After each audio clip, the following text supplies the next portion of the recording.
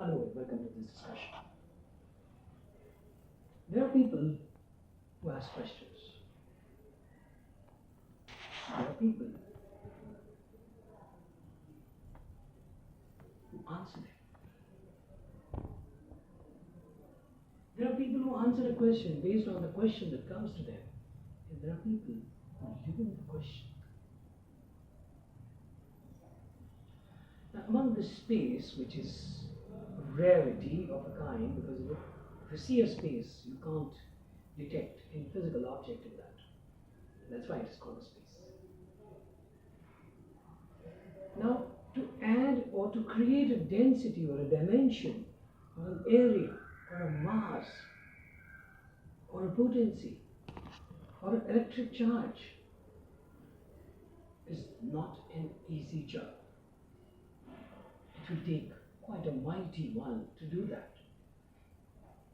Unless you want to talk about something, which is coming from the air and it is not directed to anything. But if you want to have a well-directed question, it will require a fair amount of capitalization of all these things that I talked about.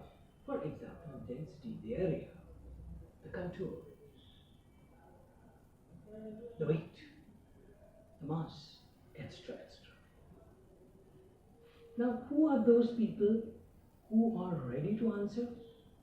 These are the people who can quickly understand and interact.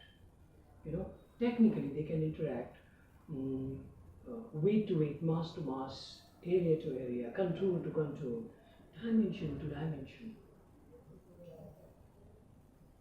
So, for example, suppose there is a question like y is equal to 2x plus 2. Okay, so will this line pass through 0, 0 is the question. So it is one of those simple mass to mass, area to area, contour to contour, weight to weight response.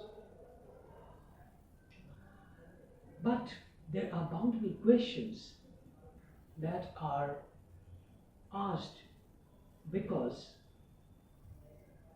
the mind of the questioner carries a certain space, undefined dimension, carries a certain space which is uncommon with anybody else. So that means we will have to give an invitation to the answerer. Come and share my space. Come and empathize with me. See what my home is. See what my nest of thinking is. And then we can talk about it. Then there are people who have their own questions. They are not stimulated by an external query. They live in questions by themselves. These are the people who primarily will need to answer these questions by themselves. Because remember what I said. Those people who live in their space will have to invite others to their homes and help them get acclimatized to how you live your life. What is the culture of the home? So now you are playing the opposite role. When you live in a question, it is you primarily who will answer it. Right? So bear in the mind this transportation, this operation, this physical constraint when you're going through the exchange of questions.